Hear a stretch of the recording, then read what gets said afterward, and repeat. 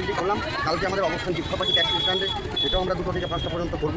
তারপরে যদি আমাদের আবার নির্দেশ আছে, যদি আমাদের এই অপরাজিতা বিলে পাস না হয়, তাহলে আমরা এর থেকে বড় আন্দোলন করতে বাধ্য হব। আজকে পথসভা কোথা থেকে শুরু হলো এবং কোথায় শেষ হচ্ছে? পথসভা আমাদের গাড়িচক্কি পার্টি অফিস থেকে নিয়ে আমরা গ্রিন মার্কেট পর্যন্ত গেছিলাম, সেখান থেকে আবার আমরা রিটার্ন যাচ্ছি। আমাদের আবার পার্টি অফিসের কাছে গিয়ে আমরা আজকে এই পথসভাটা শেষ করব। কি নাম পরিচয়? হ্যাঁ, নাম পরিচয়? আমার নাম এমডি ফিরোজ শেখ, আমি গাড়িচক্কি ব্লক প্রেসিডেন্ট এবং মালদা জেলা পরিষদের।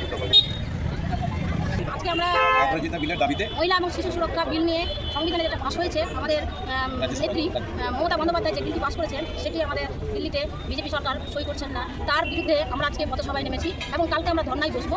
আমরা আজকে প্রচুর মহিলা একসাথে একত্রিত হয়ে এবং আমরা মহা মিছিলে পরিণত করে আমরা একটা পথসভা করি। আমরা এমএল অফিস থেকে শুরু করে আমরা গ্রিন মার্কেট থেকে ব্যাক করে এসে আবার আমরা মিছিলে দলে দলে যোগ দিন। আজকে মিছিলে দলে দলে যোগ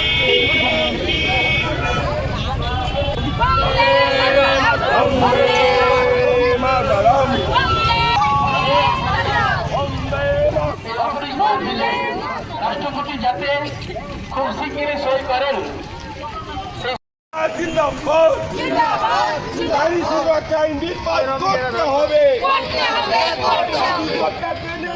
নারী সুরক্ষা বিল পাস করতে হবে। বন্দে মাতরম,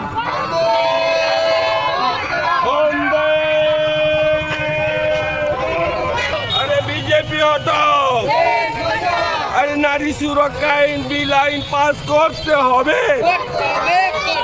নারী ও শিশু সুরক্ষা আইন বিলটি পাস করতে হবে। মোদী সরকার জেনে রাখো, নারী সুরক্ষা বিল পাস করতে হবে। আরে বিজেপি হটাও, বিজেপি হটাও। মমতা ব্যানার্জি জিন্দাবাদ, জিন্দাবাদ, জিন্দাবাদ।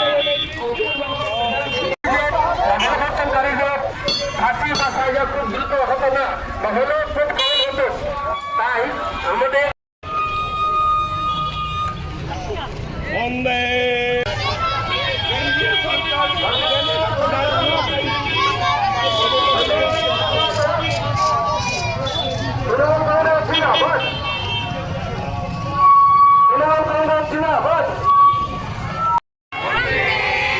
মমতা ব্যানার্জি জিন্দাবাদ, মমতা বিল পাস করতে হবে। বিজেপি হটাও।